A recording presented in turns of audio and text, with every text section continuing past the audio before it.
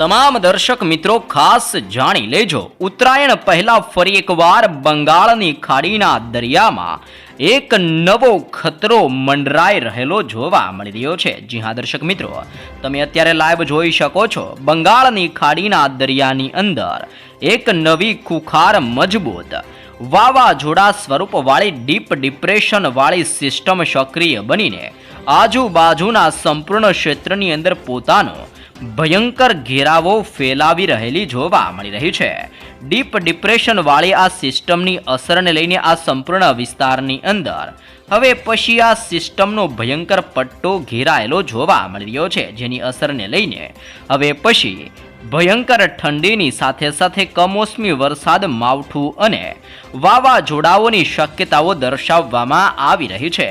સિસ્ટમની તોફાની અસરોને લઈને હિન્દ મહાસાગરના વિસ્તારની અંદર પણ એક મજબૂત વેસ્ટર્ન ડિસ્ટર્બન્સ સક્રિય બની રહેલું જોવા મળી રહ્યું છે. ઉત્તરીય ભારતના સંપૂર્ણ ક્ષેત્રની અંદર અનેક પ્રકારની નવી લો પ્રેશર અને હાઈ પ્રેશરના ઘેરાવા સક્રિય બનીને હવે પછી દિશાઓ બદલીને ધીમે ધીમે ગુજરાતના વિસ્તારોની અંદર ગતિઓ કરી રહેલા જોવા મળી રહ્યા છે. આમ ભર શિયાળા દરમિયાન બંગાળની ખાડીના દરિયામાં સક્રિય બની રહેલા આ નવી તોફાની સિસ્ટમની અસરને લઈને ખાસ જાણી લેજો કે કયા કયા વિસ્તારોમાં ફરીથી માવઠાને લઈને શું કરવામાં આવી રહી છે આગાહી. હવે પછી તોફાની પવનોની દિશાઓ પલટાતી જોવા મળવાની છે. સિસ્ટમ હવે પછી આગળ વધીને કયા વિસ્તારોમાં ગતિ કરશે ને સિસ્ટમ ગતિ કરવાને લઈને ગુજરાતના હવામાનોની અંદર પલટાવને લઈને શું કરવામાં આવી રહી છે આગાહી. ઉત્તરાયણના તહેવાર અંગે પણ શું નવી શક્યતાઓ દર્શાવવામાં આવી છે, તો હવામાન નિષ્ણાંત અંબાલાલ પટેલની માવઠા ઠંડીને લઈને આગાહી કરવામાં આવી છે, જેની પણ આપણે સંપૂર્ણ વિગત મેળવવાના છીએ. તો સૌ પ્રથમ દર્શક મિત્રો તમે જોઈ શકો છો, અત્યારે સેટેલાઇટ યુની મદદથી બંગાળની ખાડીના સંપૂર્ણ વિસ્તારની અંદર ભયંકર તોફાન સક્રિય બનીને અત્યારે ઉથલ પાથલ મચાવી રહેલું જોવા મળી રહ્યું છે. અત્યારે બંગાળની ખાડીના દરિયામાં આ ડીપ ડિપ્રેશનવાળી સિસ્ટમ 50 થી લઈને 70 કિલોમીટર પ્રતિ કલાકની ઝડપે આંધી તુફાન વંટોળ સાથે આ સંપૂર્ણ વિસ્તારોની અંદર હવે પછી ટકરાવવાની તૈયારી કરી રહી હોય તેમ શ્રીલંકા અને મદુરાઈના દરિયાઈ કાંઠાના વિસ્તારમાં ડીપ ડિપ્રેશનવાળી સિસ્ટમ ત્રાટકવાની તૈયારી કરતી જોવા મળી રહી છે. સિસ્ટમ ત્રાટકવાની અસરોને લઈને અત્યારે ભુવનેશ્વરનો ક્ષેત્ર, વિશાખાપટ્ટનમ, હૈદરાબાદના વિસ્તારથી બેંગલુરુ અને મદુરાઈના દરિયાઈ કાંઠાના વિસ્તારોની અંદર ઓચિંતાના મોટા પલટાવ આવી રહ્યા છે. સાથે સાથે આ સિસ્ટમ હજી પણ ભયંકર સ્વરૂપ ધારણ કરીને પોતાનો ઘેરાવો મજબૂત બનાવી રહેલી જોવા મળી રહી છે.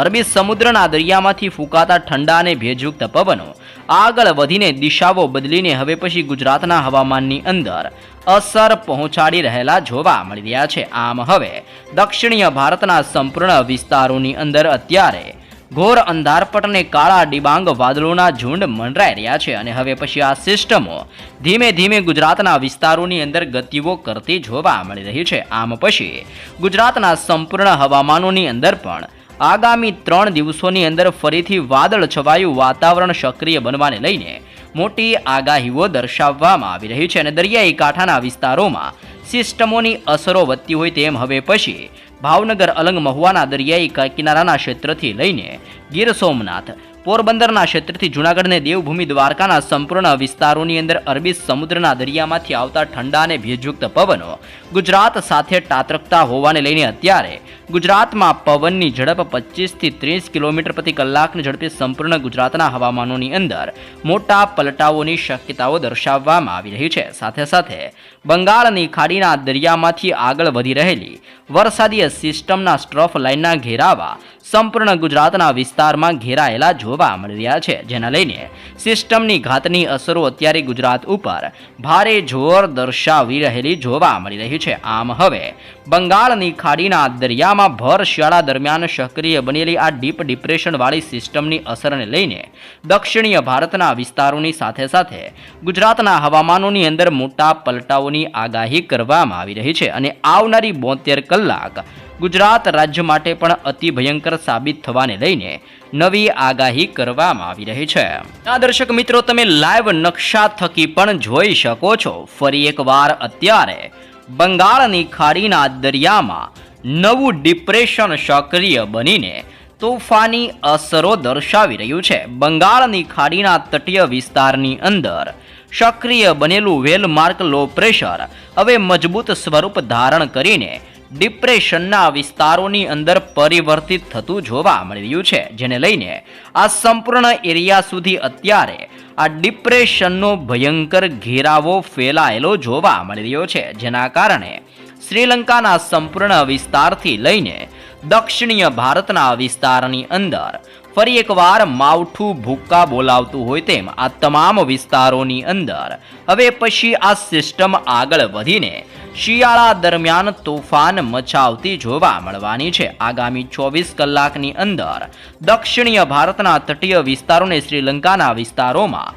ભયંકર ફૂડ આવવાની પણ એટલે કે પૂર આવવાની પણ તીવ્ર શક્યતાઓ દર્શાવવામાં આવી રહી છે. ખાસ કરીને શ્રીલંકાના તટીય ક્ષેત્રની અંદર આ સિસ્ટમની તોફાની અસરો સક્રિય બનવાને લઈને મોટી આગાહીઓ કરવામાં આવી રહી છે. બંગાળની ખાડીના ક્ષેત્રથી દક્ષિણીય ભારતના તમામ વિસ્તારોની અંદર આગામી 5 દિવસોની અંદર મોટા પલટાઓની સાથે હવે પછી માવઠાના ખતરા વધવાને લઈને મોટી આગાહીઓ કરવામાં આવી રહી છે. તમે અહીંયા લાઈવ પણ જોઈ શકો છો. આવનારી 24 કલાકની અંદર દક્ષિણીય ભારતના તટીય વિસ્તારોમાં મોટા પલટાવ આવવાની સાથે બંગાળની ખાડીના દરિયામાં સક્રિય બનેલી ડીપ ડિપ્રેશનવાળી સિસ્ટમ હવે તટીય વિસ્તારોમાં ભૂક્કા બોલાવતી જોવા મળવાની છે. સંપૂર્ણ દરિયાઈ કાંઠાના વિસ્તાર જેમાં બંગાળની ખાડીના વિસ્તારોની અંદર જેમાં પણ સૌથી વધારે અસર શ્રીલંકાના વિસ્તારથી તેના આજુબાજુના વિસ્તારોની અંદર જેમાં ચેન્નઈ તામિલનાડુના વિસ્તારથી પોંડુચેરીના વિસ્તારોની અંદર હવે પછી આ સિસ્ટમનું દબાણ વધતું જોવા મળવાનું છે. આવનારી 36 કલાકની અંદર આ સિસ્ટમ હજી પણ તીવ્ર સ્વરૂપ ધારણ કરતી જોવા મળવાની છે. તમે અહીંયા જોઈ શકો છો ગુજરાત રાજ્યની અંદર આ નવી સિસ્ટમને લઈને પલટાવો જોવા મળવાના છે અને બંગાળની ખાડીના વિસ્તારમાં હજી પણ આ સિસ્ટમ આગામી 2 દિવસ સુધી ડીપ ડિપ્રેશનના વિસ્તારની અંદર ભયંકર અસરો દર્શાવતી જોવા મળવાની છે, જેની અસરને લઈને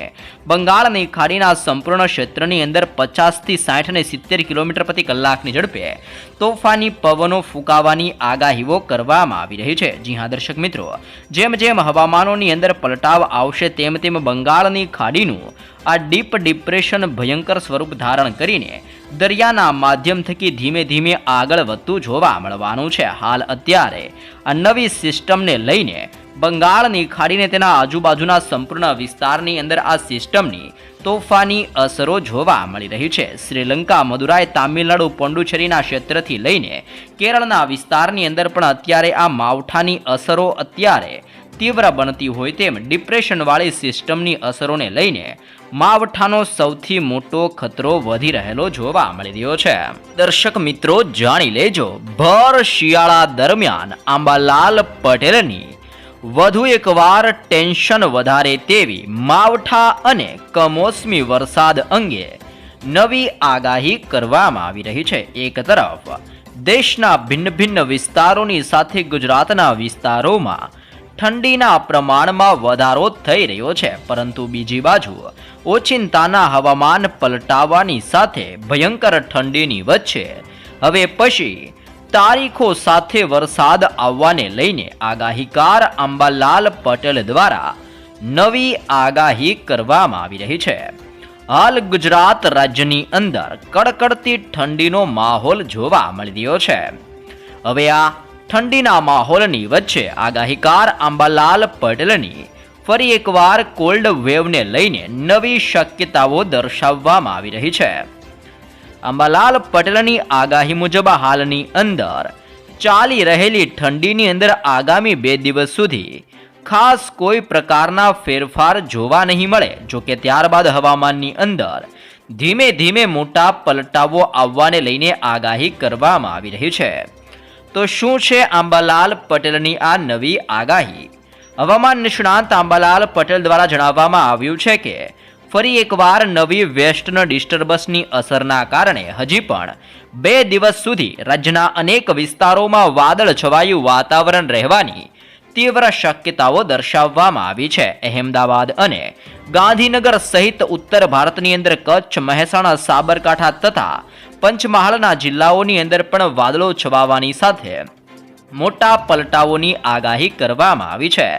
સાથે સાથે દક્ષિણ ગુજરાત અને સૌરાષ્ટ્રના કેટલાક વિસ્તારોમાં વાદળ છવાયું વાતાવરણ રહેવાની આગાહી કરવામાં આવી રહી છે અને આ સમયગાળા દરમિયાન ઠંડીના પ્રમાણમાં થોડો ઘટાડો થઈ શકે છે, પરંતુ રાહત લાંબા સમય સુધી નથી રહેવાની તેવી પણ આગાહી કરવામાં આવી રહી છે. જી હા દર્શક મિત્રો, ફરી એકવાર ઠંડીના પ્રમાણની અંદર વધારા થવાની સાથે માવઠાનો ખતરો ટોળાતો જોવા મળવાનો છે.